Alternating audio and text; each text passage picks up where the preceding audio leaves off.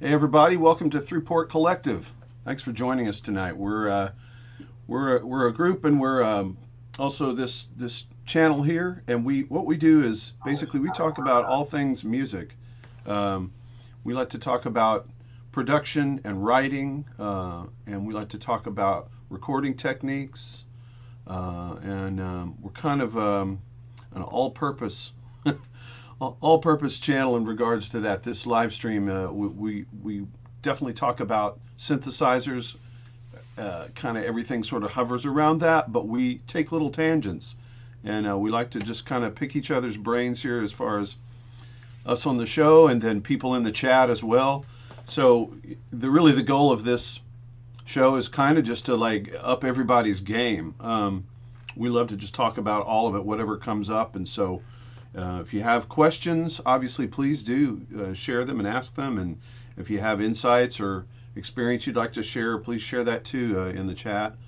And we love to check that out and make that part of our show. Really, it's fun for us because we always end up learning from each other and from you guys too.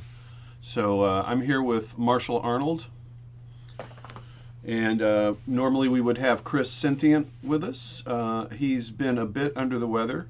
So tonight we have Cowfood. Hi.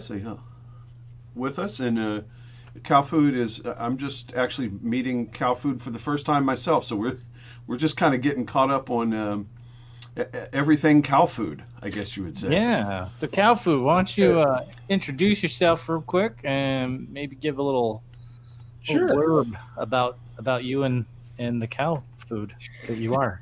So Cowfood is my name, my moniker, if you will. I've been working with music, and especially synthesizers, keys, and vintage stuff for quite some time, since the early '90s, and I've been involved in it in one way or another since then. And that's pretty much the story of Cowfood so far. Now, I'm working on some projects, and I'll see if I can get something out here in the near future. So, awesome. Thanks. Cool. And so you have music that's out there already that from previous projects. Yes.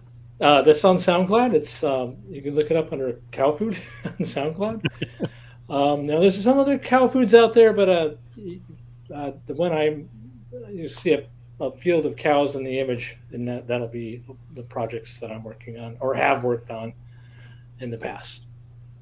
So very cool. Yeah, we'll have to check that out, and maybe once we're done, we can put a link up or. Yep. I'm doing it right now. Well, see, that's okay. How you Thanks, are, Arnold. Marshall. On You're the spot. welcome. Food. Thank you. Yep. I like to just go in reverse sometimes.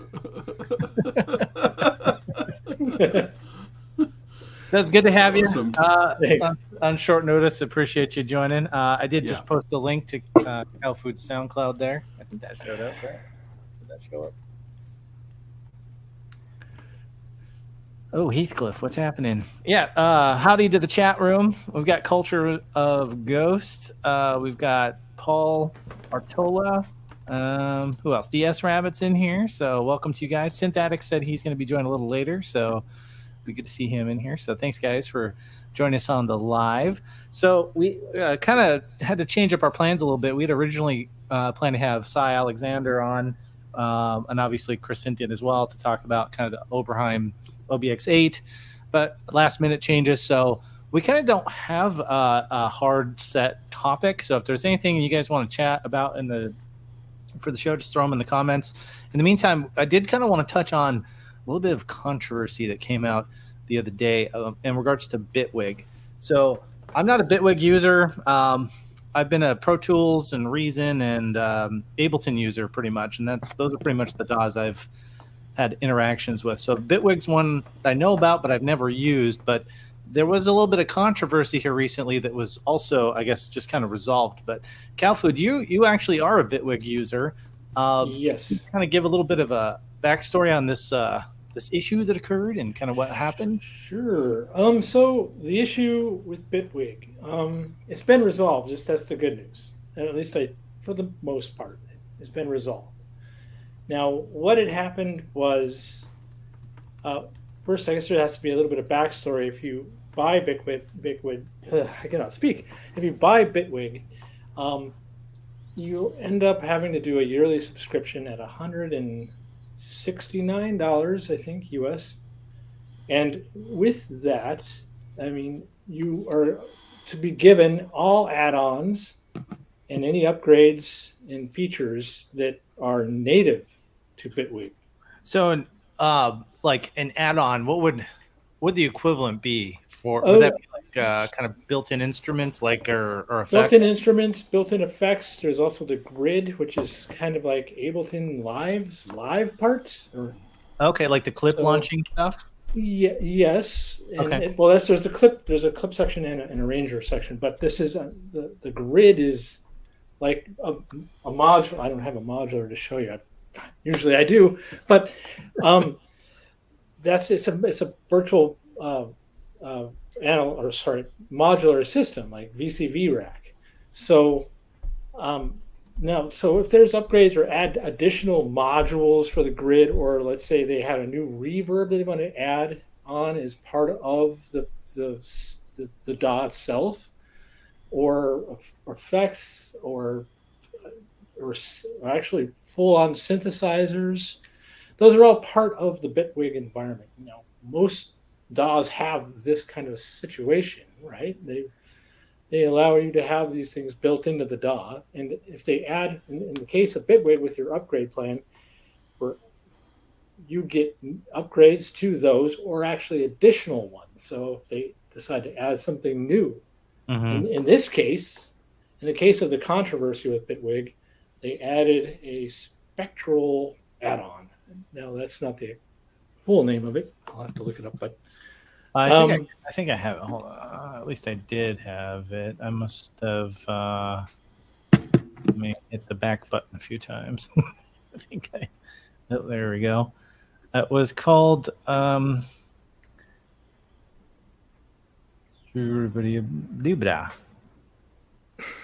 Spectral Suite. Spectral Suite, thank you. Yes. So they decided out of the blue, decided to make this add-on called Spectral Suite, which was native to the Bitwig environment. So it existed previously in older versions? No, it did not. This is a brand new add-on. Brand new add-on. Okay. And they've done this with their upgrade plan. They've added new add-ons free of charge, or actually at the charge of the upgrade plan. So in this case, they decided to add this Spectral Suite is an add-on as a premium add-on outside of the upgrade plan for an extra, what was it, $80, $79. And that pissed off a lot of people. A lot of people did not see that as kosher. In fact, there's a EULA involved that says specifically when you buy Bitwig that add-ons are included with the upgrade plan. So everyone felt that they broke the agreement, the EULA agreement as well. Yeah. So that's what happened. When that dropped, everybody just went crazy. There's been a whole bunch of videos. I'm sure a number of you have probably seen them. Yep. If you I've are seen a a few. Bitwig user. Yeah. Yeah, since I'm not a Bitwig user, I kind of didn't know about it right away, but you had sent me a text, and so I was like, oh, crap. And I know of Bitwig. It's, it's out there. Right. But I didn't know they had this whole thing with add-ons and all that stuff. So this kind of surprised me. At first, I thought it was something different. I thought they were doing like what Pro Tools did, where they tried to go all subscription based, and you couldn't buy a standalone version of the DAW. But this is a little different than that, in that just some add-ons that, per the EULA, were supposed to be included in the upgrade path. Yes. Yeah, and the upgrades as well. So what did they end up doing to calm everybody down? Because at first they didn't say a word for days. They just let this whole thing fester and boil over, and there's a number of videos you can watch on this particular topic, a ton. But so people were speculating, well, what are we going to do? It's, in fact, people that relied on doing their content creation for YouTube were sitting there with their hands in the air thinking, well, I've been preaching the virtues of this DAW to everybody, and now this happens. I'm stuck in a rock and a hard place. Do I switch to a new DAW? Do I just, what do I do? Yeah. So a lot of people were in a really bad place with it, and I can understand the frustration. And I mean, I was part of that. I was in that frustration. I didn't make any comments because I wanted to see how things panned out. But I'll tell you part of my story, but what I did and what I saw. And there's still in my mind, still some speculation as to, well, really, why they chose this route to charge money above and beyond the upgrade path when that was, because now, I mean, one takeaway from it is like, well, what else are they going to charge extra for? I mean, am I going to get any upgrades with my upgrade plan when I pay $170? Am I going to get something? Yeah, I mean, it it would be like if in Ableton they started charging you extra for like that wavetable synth that they added, or like a new FM thing or whatever, right? Right. Yeah. Yeah, or like in Reason, because Reason's always adding new stuff to their rack as well, charging extra for those even though you paid for an upgrade. So yeah, I could totally see why that made some folks upset. So Bitwig did come out and make a statement on this, and what did they end up doing? Well, Bitwig decided that they tried to pound this off as saying, well, this is a premium thing that will only happen on occasion. You're still going to get your upgrades as you should. Yeah. But this is a one-time thing, and don't worry about it. Everything is gold. So that was their first statement. Yes, $80 more. But this will cost you $80 more. And there's a little asterisk there because I did buy this, and I'll explain what happened to me. Oh yeah. So they came out and they actually made this right, though. Yes, that's after a few days of silence, they came out with this first statement, which I think pissed people off a little more, stirred the pot even more with what they just said. It almost seemed like they were ignoring the concerns that the community were broadcasting all over YouTube and on the forum boards, and that just didn't go over well. So, do you want me to jump ahead and tell you what the end result here is? Yeah, let everyone know what Bitwig is doing to fix this. So Bitwig stated they made an official apology to everybody. They said, okay, we effed up, without saying that, but you get the gist. And they went on to say, you're going to get this package for free on the next upgrade, which will be 4.4.0, I think. Is that right? Anyway, the next 4.4. I'm going to put it up on the screen here real quick. Okay. Let me switch to this.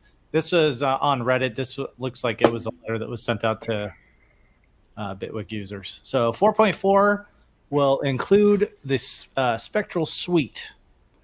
And they made an apology here.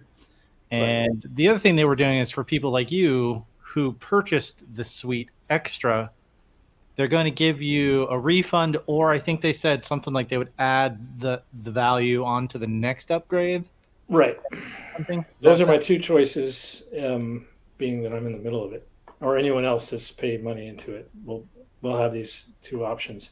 Yeah. I'm assuming we'll get an email. I haven't seen anything in my inbox yet to that effect as to which way I would like to put that money. But the bottom line is they manned up to it, saying, "Well, we did fuck up, and we're sorry." Pardon my French. So, yeah. That's interesting, because do you think it was like a mistake in some? I mean, it was a mistake, obviously, as a choice, but I mean, this is something. that they were intentionally trying to like manipulate everybody? Well, that's the $64,000 question. What was the intent, right? Where were they going with this? Why? I mean, there's speculation. There's theories and conspiracies about it. Well, and like the thing maybe really they're in financial trouble. I don't know. That could be too. You never know. But the thing that's disappointing about this is Bitwig's kind of an up and coming DAW. There's a lot of people are really passionate about it, and from the videos I watched on this particular issue, these were like people who really believe in this and try and promote it and get people to switch or at least try Bitwig. And to have them do this was kind of like left a pretty big sour taste in everyone's mouth, it seemed like. Yeah, it did.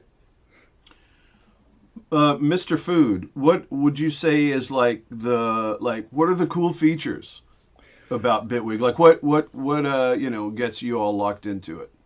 The best feature for me, hands down, is modulators, which in the case of Bitwig, you have a built-in modulation suite with any third-party plugin.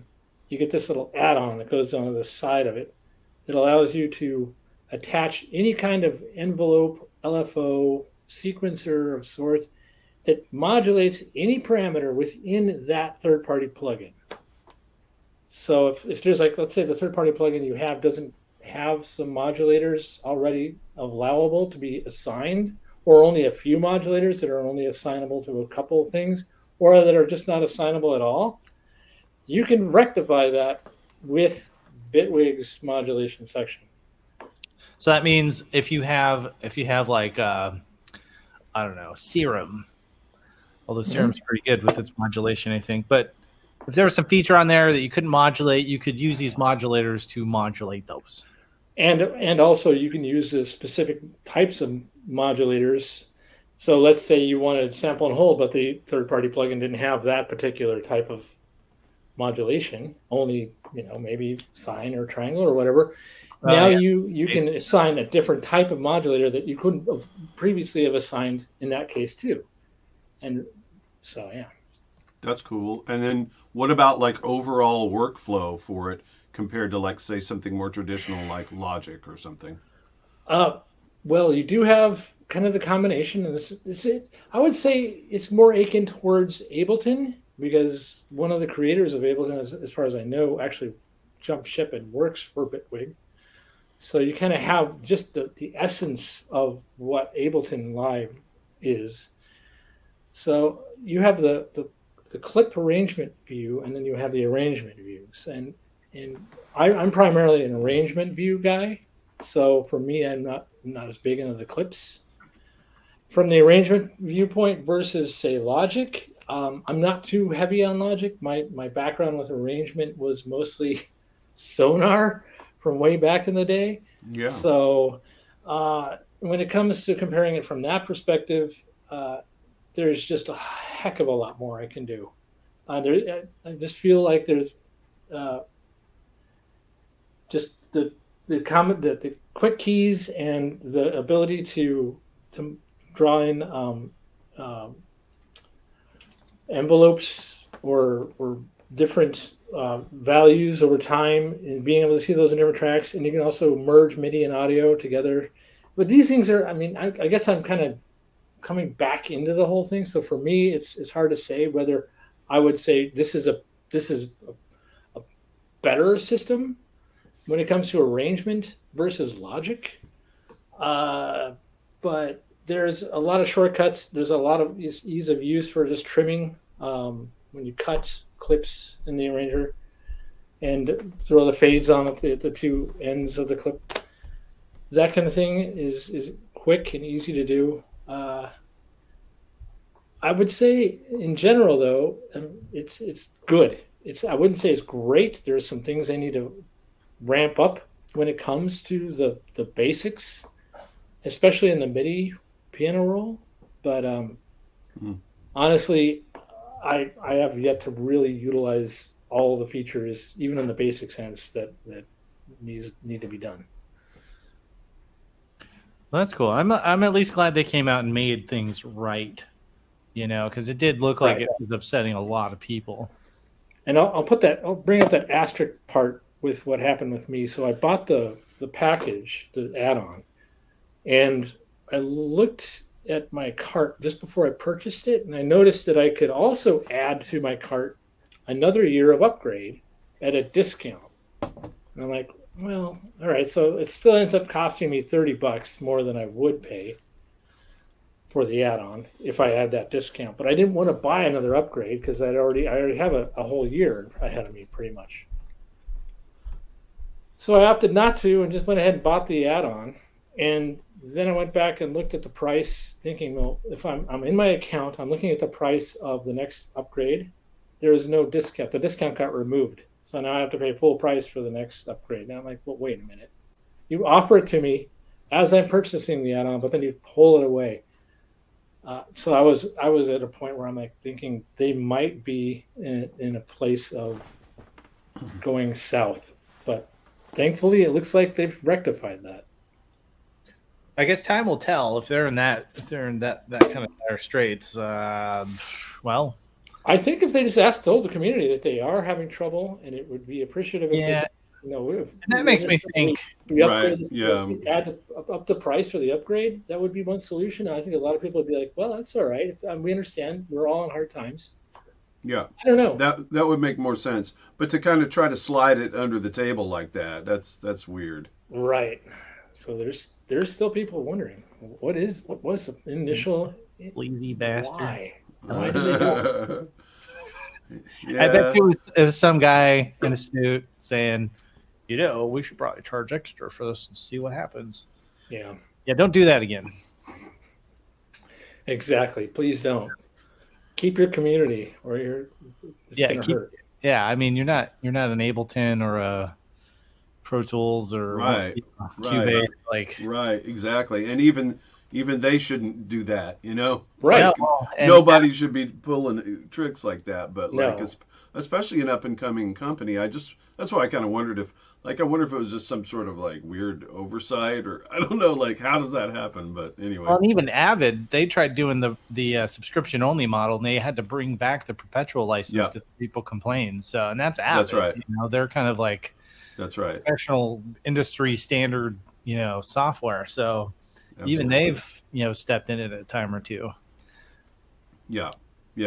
I get how you would need to test the waters, but that just seems really egregious. And then you should remember this, Tim. You remember when Pro Tools went from RTAS plugins to XXA or whatever they're called? XXA, yeah. And that was a big ordeal because I remember thinking, well, great, I got some RTAS plugins because they're old, and now I can't use them. Right. Unless I get Ableton. So you know what I did? Because they would run VSTs. Yeah, sure. I mean, and that's the thing. I mean, I think in that case, they were attempting to get everything 64-bit, right? So I think that was the big changes. They were trying to actually just, up their game and make things better, and sonically better. So, I mean, I get it, but you're going to alienate a bunch of people that maybe don't really care about that or think everything's cool. Or, try and find a way to where legacy plugins would still work, at least for a few versions or something, Exactly. That was one of the main drivers of me completely getting away from Pro Tools, and I haven't upgraded since version 11. So yeah. I get that, and I've hung in there with them the whole time, and that's still my main DAW is still Pro Tools, but for various different reasons too, but just because I was doing so much audio as well as just virtual instrument stuff and MIDI, which it's never been great for, but it's adequate. But I do stuff hardware now anyway, so I don't really even though it's kind of remedial in the MIDI department there, Pro Tools is, it still brings the two things together pretty well, and the fact that it's so ubiquitous around here in Nashville and in the recording industry. And I know it. I guess I might be a tiny bit lazy at this point because I've used it for 20 years, So. Yeah, I mean, I had used it for over a decade. So and I think Ableton's one of the best ones for audio. If you need to, clip audio, move stuff, you need to work with audio specifically. I think Pro Tools is is the best one. At least I guess Yeah. I should say. Yeah, for sure. Of the DAWs I've used, which is only 3, so take that for what it's worth. Right, but I think that's right. And then Ableton is just great for doing all the tricks and the clip launching and And the clip looking launch. at things less linearly, and that whole approach And it's is got- just cool. Ableton also has what is it, Max for Live? What is it, Cyclone 77? That company that had those like Cycling 77. yeah, sorry. Yeah. I think Ableton bought that company, right? Years I'm not back? sure if they bought them or if they were just collabing. I'm not sure. I could have sworn I remember seeing something that Ableton had acquired them. But that's really cool, Tim. And I don't know if you know this, but like through that, it's like its own little programming language, and you can make your own instruments and EQs and effects, and you can even process stuff like video through it. It's really cool. Very cool. It takes Ableton to like a whole other level beyond just audio, you know. Oh, that's really cool. Yeah.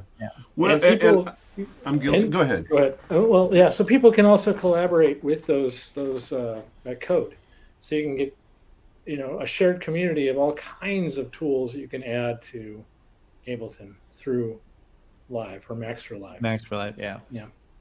Oh, that's super creative. That's very cool. Yeah, I don't know of any other DAW that has anything like that. Enough that's doing that. Yeah.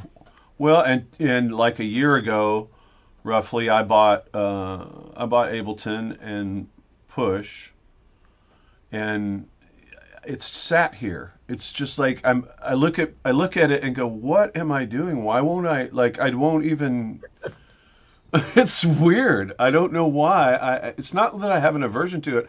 I was excited about the different way of going about things, and not so linearly, and clip launching and that whole world, and to get into Ableton. And I felt like I should know it anyway, just like as a modern producer, I should certainly know Ableton. But like, it's just sat there like for a year. I literally have opened it once, I think. So I don't know what my problem is with that, but I feel bad. I will say, Tim, if it helps a little bit, Ableton does have 2 different modes, like I guess views. One is the clip view. That's what I tend to work in, but I think that comes from my tracker days in the early 2000s. But there's also an arrangement view, which is similar to the Pro Tools layout, so you can still produce that way if it's a little easier for you to at least start. And the cool thing is, you can take your arrangement, highlight everything, and drag it onto the clip section. Like, oh yeah, that's awesome. Yeah, so you could do some stuff like if you wanted to work in the arrangement view, if that's a little easier, and then drag stuff over into the clip mode and have it laid out that way. That's pretty cool. It's very cool. And any of the features that I was aware of when I purchased it, I was like, I need to get into this. And yet I didn't. In fact, what I started doing at that point was doing less stuff in the box, period, which is basically why I didn't ever bother to learn Ableton. I started doing stuff hardware based. And I started getting out of the box more, and then the learning curve of learning all these individual pieces, came into play, and so it just got. That's a whole other animal. But see, then I think in that way though, you really get intimate and get to like learn your hardware really well by doing that. Absolutely, and that really has been. I think you can just take it deeper once you know your shit. Once when you know that stuff inside and out, you really can start to go deeper with it. And so that's what I wanted to do. I didn't want to just kind of learn it. And you sort of kind of can't just barely learn it, right? There's a lot. I keep a couple of little sheets handy that have like just sort of quick ref that I made for some of the modules and whatnot. Because there's just a lot. There's a lot. To keep it fresh on it. Yeah, exactly. Cowfood, you do a lot in modular, don't you? I do, and I do just a traditional, synths as well. So yeah, Cowfood's been trying to get me into modular since I've known him. Which Cowfood was one of the first people to start watching my channel on live streams, and I had like only a couple hundred subscribers over there. So it's cool to have someone as knowledgeable as this guy right here. Got my back. But yeah, modular is definitely cool. And I mean, it's something that's a lifetime endeavor. It just doesn't get old for me. And you never just, there's always something new to discover with it. And it's your own creative, it's your own synth. And so that's what I think draws me to it the most. Yeah, you get to sort of build it yourself, basically. It's every time. Yeah. Every time, and you can and every time you patch it, right? And not only that, but and then modules you can switch out, and it's so much. There's so much infinite variety, is what it is, really. Yep. That's what you guys keep telling me. I don't know. I mean, it just depends. You can't get back there sometimes either. So it has to be. Yeah. That has to be okay. That has to be part of the process. Okay with that. Yeah. Yeah. You have to be able to say this is the moment, I capture it or forget about it. Yeah, exactly. That's how it is. Yeah. And so that's been kind of what's been intriguing to me about it, for sure, is just sort of the immediacy and then the fleetingness of it. It's and it's gone. Never gets exactly there. You've tried VCV Rack, right? You've done the virtual. No, the closest thing to virtual modular I have worked with is for my the Nord micro modular. Yeah. Okay. Which that thing's pretty cool. Yeah, it is. Not gonna lie. And then semi-modular, because I've got an MS-20 Mini, and then I've got the ARP 26, the Korg ARP 2600. Mm-hmm. Those are semi-modular. And that's it, I think. So, and I just know, even for my live setup where I'm working with the ARP 2600, I'm pretty much just going to use that as base, because I don't want to have to be trying to repatch stuff live. You know what I mean? That's kind of the drawback to that. It's if you're going to use it, especially in an environment like that, it's pretty much one and done, unless you got another set of hands or somebody to maybe repatch it for you. Yeah. Or find a way to work it in somehow, I guess. But yeah, not gonna lie, that's cool. Well, it's not. You don't have to look at modular Eurorack or modular, even for that matter, as just a synthesizer necessarily. You can use it as an effects rack, right? You might want to put together your own modulatable effects rack. See, here he goes. That's exactly what drew me into it to begin with. Was taking my semi-modular synths that had some CV, and then that's what I started doing. Was I got maths, and I got a sequencer, and I got all these non-tone generating modules, but that were cool for modulating what I already had. So it kind of expanded their capabilities. That's how I got started messing with it, and then it was oh yeah, of course there's a lot more, isn't there? Right. It depends on what your needs are, Marshall. So I'm saying, man, you could start with just some basics. Maybe you want some I don't have any filter options that I like. I can add a couple of filters. I'll tell you. One thing that I really do want is that thing that Tim has that it'll take a sample and stutters it, does all kinds of, what's that thing called? I've got a couple things that do that, but I mean you're thinking about Data Bender. Data Bender, yes. That thing's cool. It is cool. Yeah, it does. It does granular type stuff, but also I don't even know what all it's up to. But it's cool effects, and there's a new firmware update for it that does kind of like a vinyl DJ style modulation on it too now. Oh, interesting. And some other kind of lo-fi thing. Yeah, kind of like Wow and Flutter. Yeah, I don't know what all. I haven't even put that firmware in yet. But it sounds really they're solid options that they've added. Because there's a couple things on here that's circuit bent sounding, or you can do the stuttery thing, but now they kind of added some sort of DJ type effects and some lo-fi options. So turntable effects.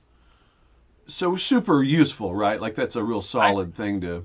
That's something I could definitely use, and to Cowfood's point as well. That's kind of more on the effects side. I would consider that, and that's, I don't know, just the way you use that in our collaboration with Jamie of Geosynths. I was blown away. I was like, what is that, and where can I get one? Yeah. So. Yeah. And being that it's modulatable too, you could sit there and have a trigger come every so often rhythmically, so like an event would happen with some sort of repetition if you want it, or you can, obviously make it fairly chaotic, I think. Yeah. So really, just extremely useful. Yeah, I love that device. That's like the only thing I know about modular, though. So Well, get a happy ending kit, which is there you go.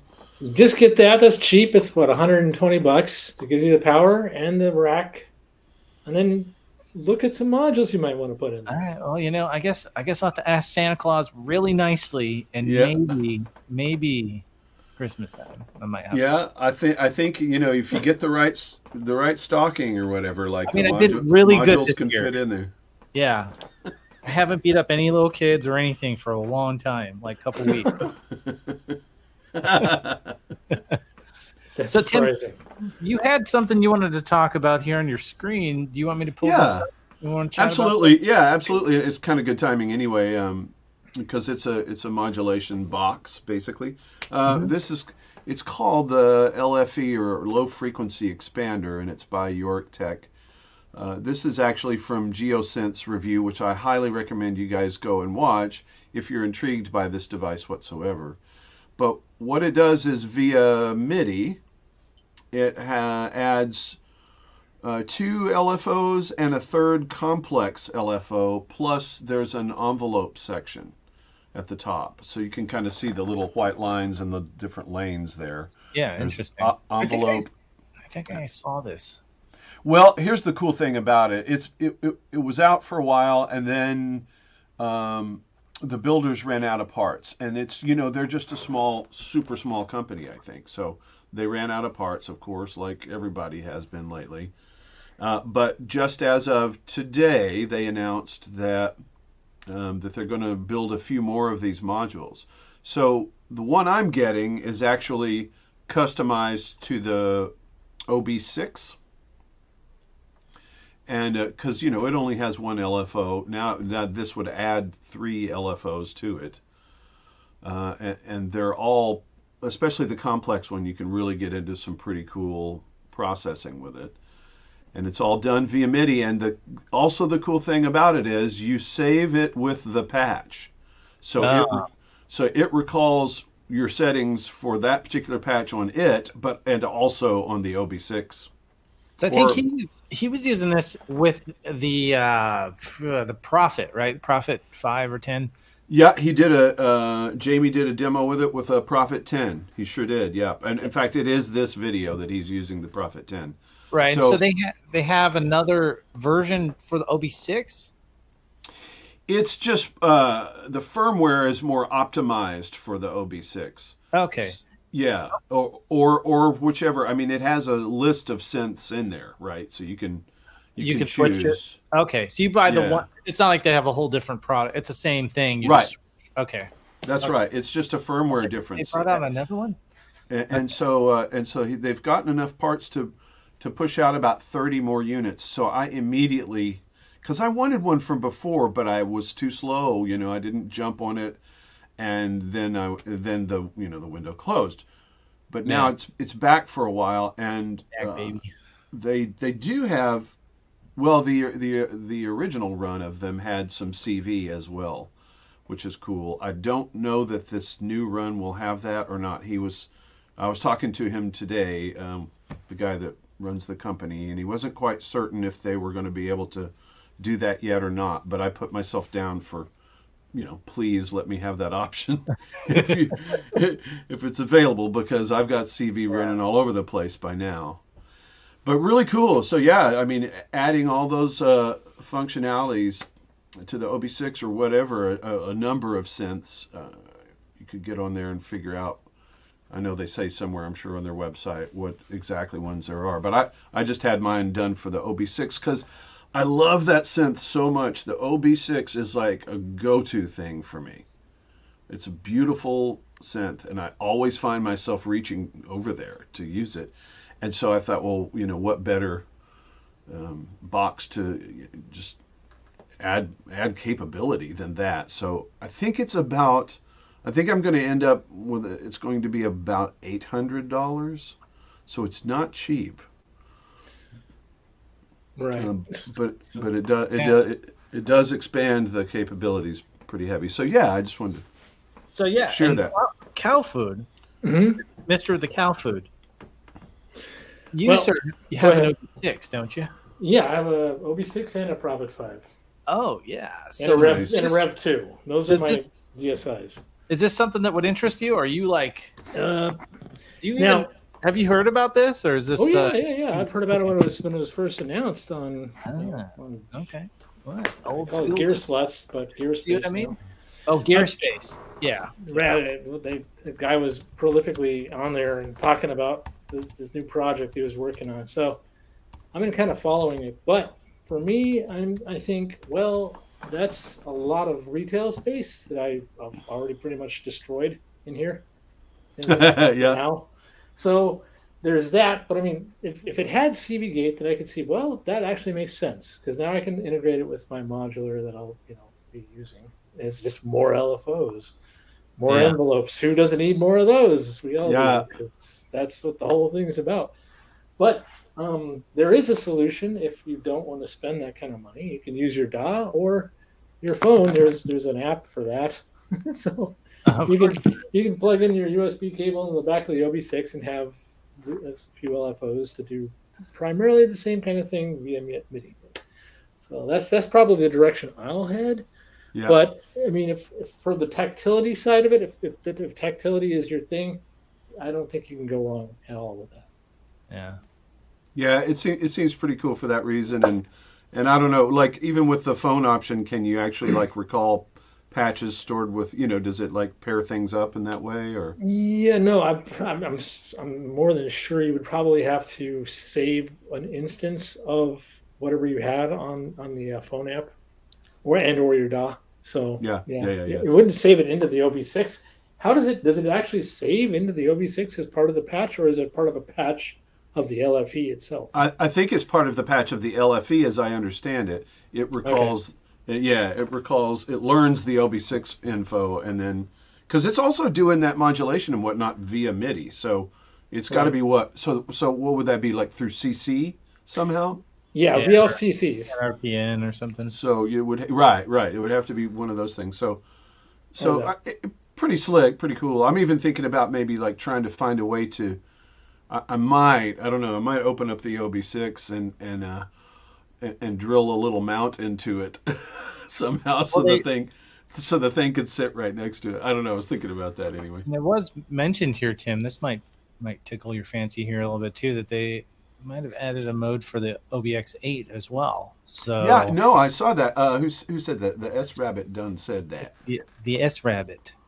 He done said that. So that's cool, right? That's yet another exploration and reason to get it. I went ahead and ordered it, so I mean I've committed.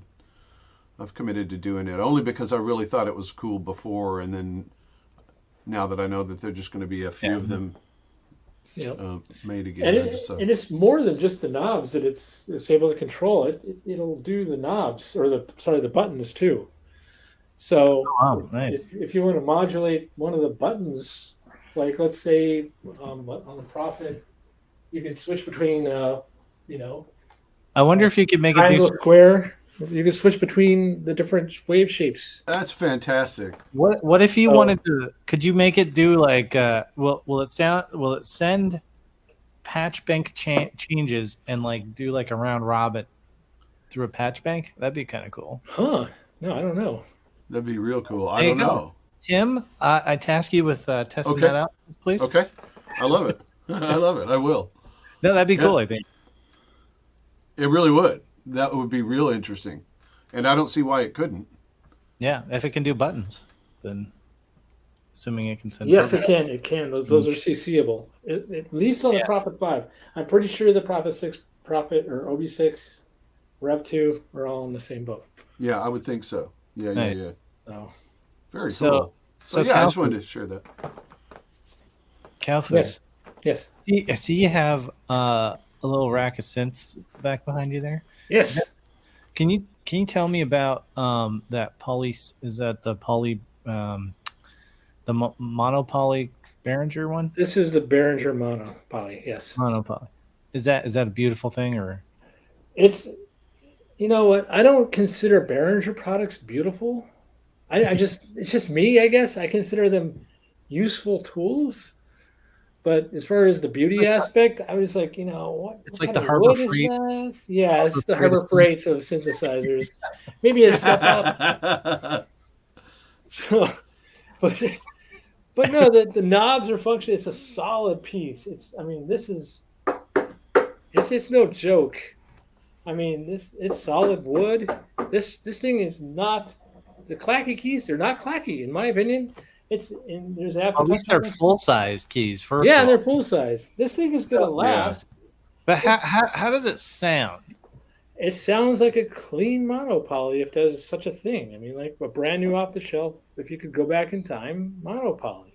Yeah. Yes, but now you don't get the artifacts that you get with the aging components, and I doubt you will, because it's all SMD, right? So even if this thing ages, it's not going to get that kind of quirkiness. At least I don't think so. I don't know. Probably won't be alive in 30 or 40 years, so I can tell you. Oh, dude, we're gonna live forever, bro. Oh, you're right. What am I thinking? We're gonna be those guys when we're like 90 years old with houses full of stuff that people are like coming to, like, oh my god, look, he's got a Behringer monopoly from wow, oh my god. Holy cow. Yeah, that'll happen. Can you believe it? Look what this old guy had. How much that thing must cost? I mean, it's $100,000 for one of those. Like, wow. Shit. Yeah, right. Day. I mean, it will be the day, but believe it, it could happen. Wow. Well, yes, Rabbit says to go ahead and just pour that Coke on it. So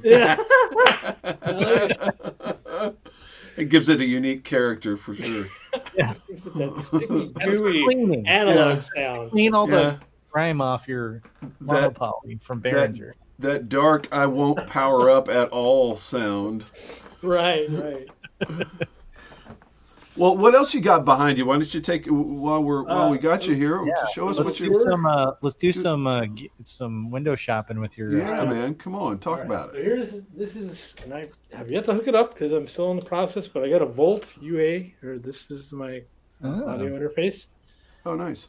Oh, cool. With a compressor and what else? So a console emulator, but it's actual analog in there, so it does impart some color. Or you push a button and turn off all of it, so it's clean. But yeah, it has those things. And then I have a Prophet Rev 2. Maybe I can turn this way a little. Oh, look at that. This is my controller keyboard. This is an SL MK3. Yeah. Ovation. This is the Rev 2 right here. This here is the favorite OB6, or is it the OBX8? It should be. No, it's the OB6, so I'm leaving it at that. And then this is another horrible Behringer product. It does its job. I think we've all had one of those at one point in our lives. It's just a sub mixer. Is that what? It's just a little Behringer mixer. Yeah. It's a sub mixer. Then I have another sub mixer. Because here's part of the story. Maybe this is like the big part of the takeaway for today, if anything, from my studio is this. Oh, nice. So I've got this going on now, but I got all that stuff on the rack, right? Remember I showed you the rack? So what am I going to do about like cabling all this shit with this going up and down? Right? Well, that's what I'm talking. Like, there's no way I could do that here, man. It would rip all the cables out of everything. Right, exactly. So what do you do about it? So I had to sit there and figure this out for a while, and I came up with a solution, which is to use a sub mixer, which is one of I'll just grab. I guess that makes sense, right? Because then. But here's one of the things. Then you can use a snake, right? There you go. Yeah. Just one snake, and I got all those things plugged in with the audio at least. Now the MIDI is another story I have to figure out, but let's get a hub or two powered. Well, can't you get those WIDI things, those wireless MIDI? I probably can. See, I need you guys' help to figure out the rest of the story. There you go. That'll be $675 million for that advice. Is there latency on those?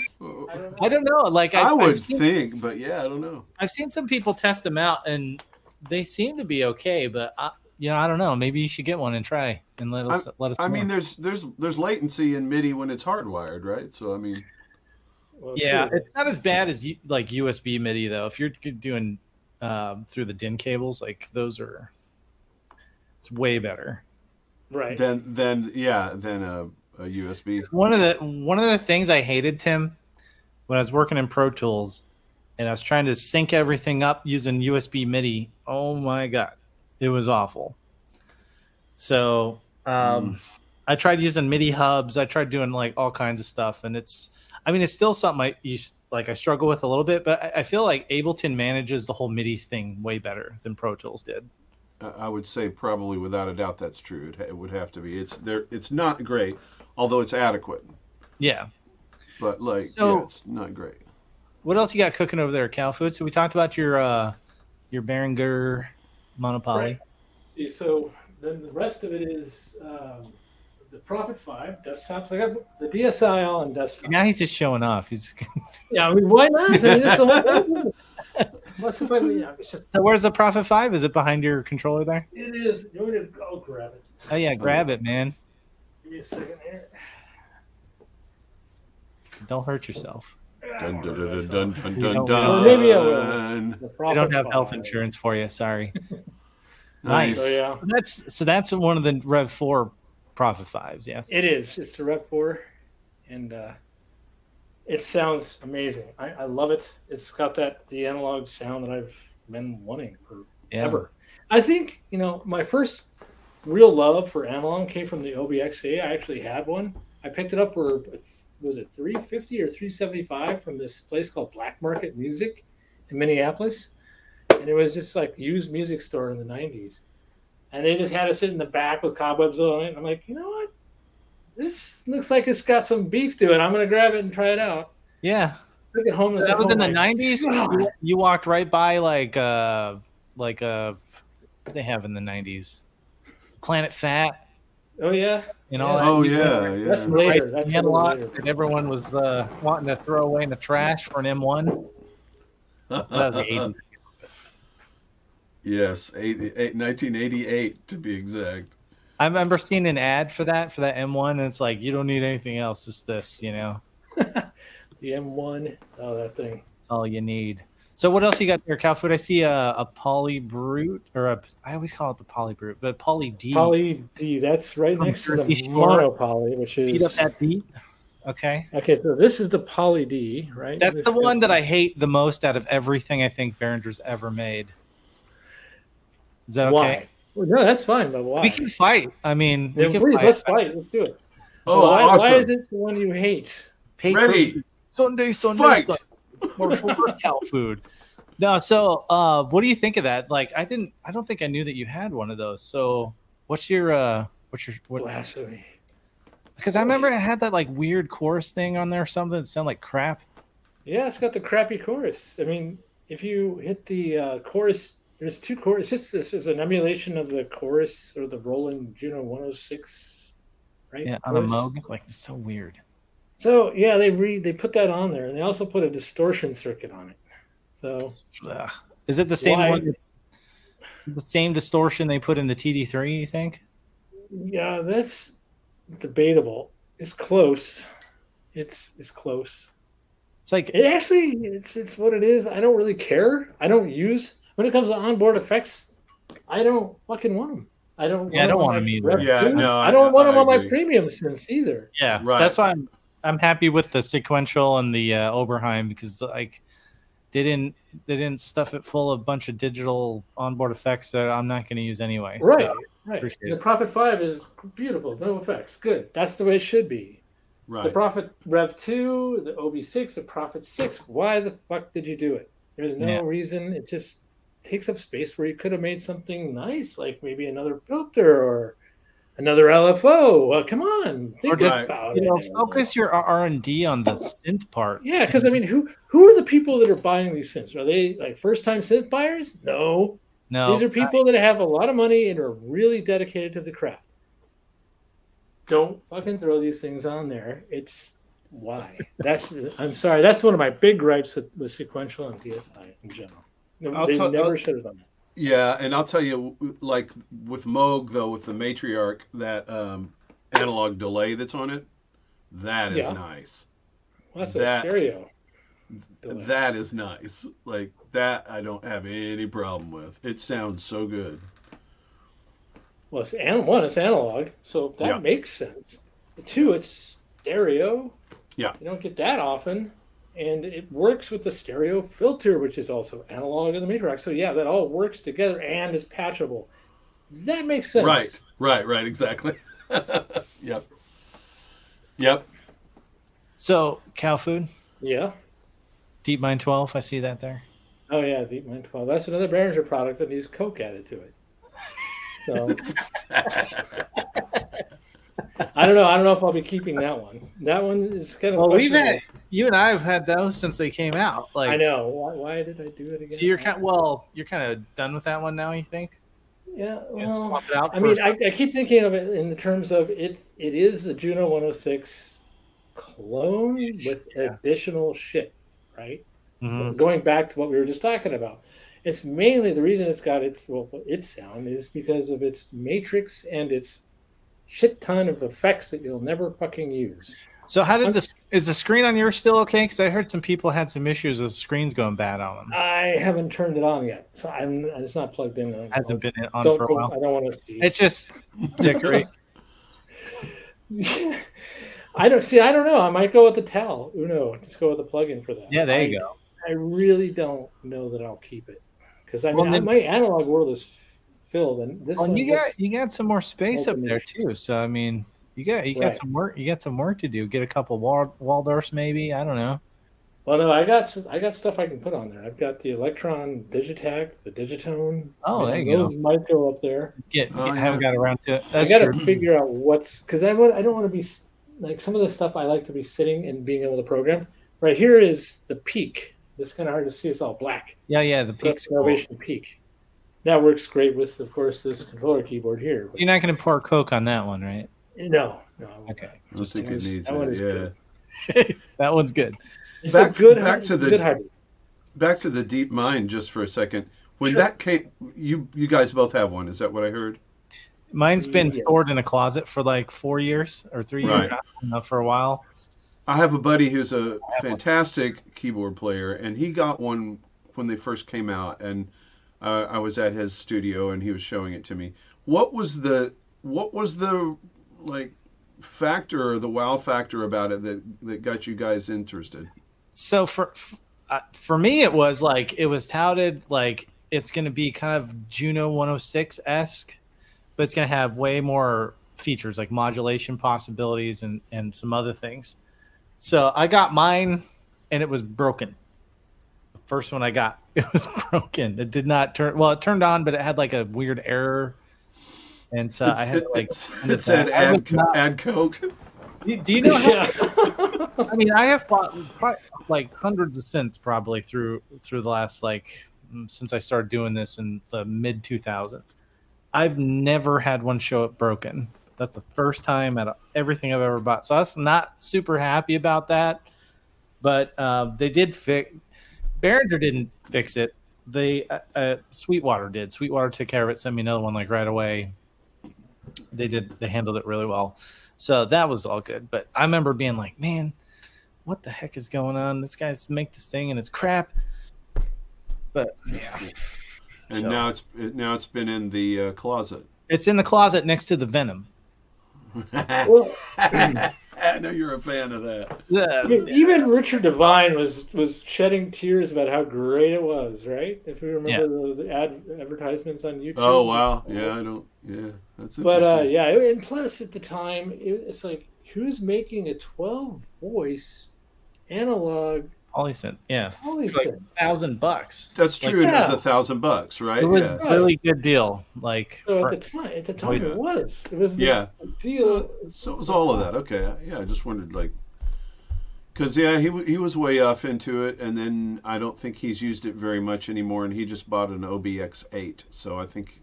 Well, that's definitely the way to go. So but the thing is like we were saying, the DeepMind 12 is a really good value for analog, and I think it's to this Yeah. day probably the That and the TD3 are like my two, I'd say, like favorite Behringer product. Well, I got to throw the RD9 in there. That was actually really good as well. So I guess there's kind of like three products from them that I actually kind of like. The D-12 I did actually like once I got one that worked. So I'll go on with it just really quickly with what else I have. I've got I just today picked up a Behringer, a BARP. That's right. Yeah, you were telling me because those were on sale. It's still in the box. I have to open it up and test it later if I get a chance. But that's on my I just got that and they're on sale. And you got the gray. What is it? The gray Mini. Yes. Okay. And what else do I have? The BC340, which is their take on the BC3 or I forget the actual Roland one. The VP330 or something? VP330, that's right. I think that's right. I have a Korg Odyssey, which this is one of those things I'm like, well, is the Odyssey redundant now that I got the 2600? Or no? Well, what do you? I don't know. It's got to be a different beast, right? I mean, I remember the Odyssey as being really having a lot of character when it, I mean, I'm talking about the original ones, but like it really had like a thing. Which they both do, but I mean they're different things. So the last things I have are the mini log, the monolog, and a bunch of guitar pedals and guitars.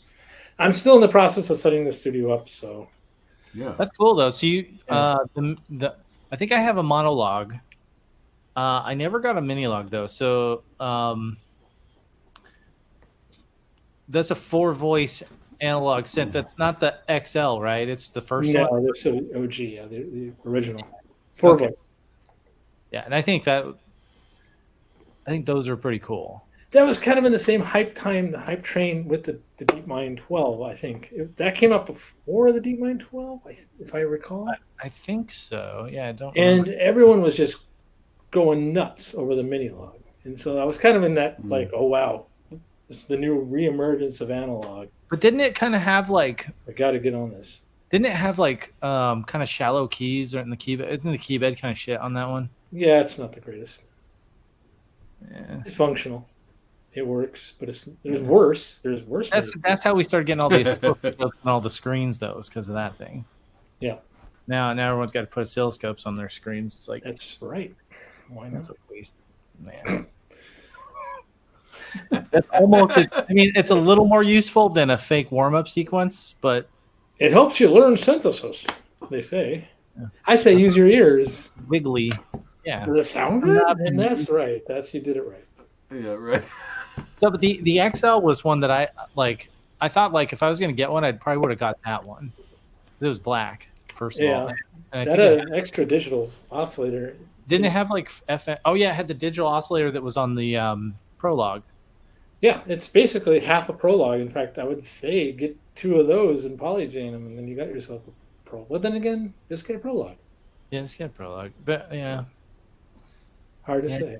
The Prologues, I wanted one for a long time, but like it was one of those. It's kind of like with the sequential stuff, where like I wanted one, but like not bad enough, and then something else would come, and I'd get that instead.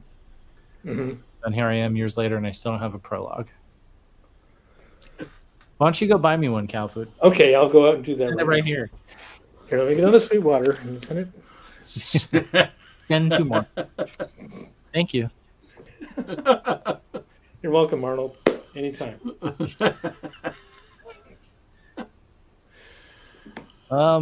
Yeah, I think you got a cool little setup going there, Cowfood. I remember talking to you a few years back, and you were kind of working on it, so it's nice to see it's growing and it's looking nice. You just need to fill out that top rack of your frame there and make some videos for us all to watch. Exactly. That's on the list of must-dos. Yeah. What kind of juggling time? The best thing you could do is put all your Behringer stuff on that thing and then tip it over and then pour Coke on it. There you go. And then just kind of swim in it. And video it, yeah. Yeah, make sure you. Oh, yeah, you gotta record that. Of course. For sure. Do some ASMR with it, right? Yeah. Oh, there it is. Behringer's good for something. Yes, it is. It's reviews on the internet. Yeah. All right. Well, guys, I don't have anything else to talk about. Do you guys have anything you would like to say? And then I guess we could probably maybe wrap it up a little early tonight, unless anything else. Yeah, no, I'm just kind of sort of in process too with my studio. I just got a 12 space slant face rack here that's going to actually dress a lot of cables for me, and I'm going to kind of put I got these power regulators that I'm going to install, not just conditioners but actual regulators. So what's the difference between a conditioner and a regulator? Well, a conditioner is like, dealing with phase and RF and the likes of that dirty power kind of thing. The regulator it has a readout about what your voltage is. But the regulator actually maintains 120 volts within a fairly decent little range. I think it's like maybe 8 volts either side or something. So okay. And the particular ones I have, it also has sort of a slow up before turning everything on, and then if it does sense any kind of a spike or major outage or whatever, it'll slowly power them down. So that you don't just get an instant right spike. Yeah. Right, you don't get the spike or the instant off. So I'm excited to kind of get that together and then get everything plugged into those, because I have a couple of them, and then I think that's going to really make a big difference in here, because I've still got a lot of wires that don't look so great. But and you got on that OBX8, what you got a little patch on there? Why don't you play a little bit of that for the crowd? Oh, it does. Yeah, this was the one that was just kind of up, but the one that we were messing with. Yeah. Nope, it's not there anymore. It went away. Oh man, we got turned up. There it is. Turn the volume up. Open up the filter. What's the problem? Yeah. Is it turned on? Yeah, can you hear it? Oh yeah.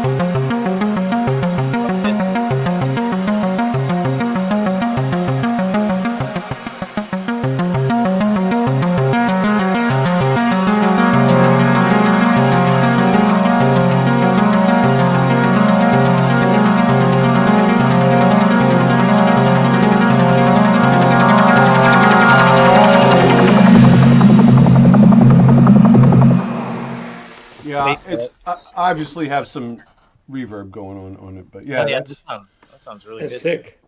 It's such a great synth. Oh my god, it's just musical. Immediately musical and awesome. So I'm the only one that doesn't have the X8. I mean, what do you guys? I guess there was I'm taking over the spot of somebody who's supposed to also have an X8, and you guys are going to talk about your X8s. If you can still talk about it. Me and Tim will play with our X8s. And you're just gonna have to watch. Play with my Behringers.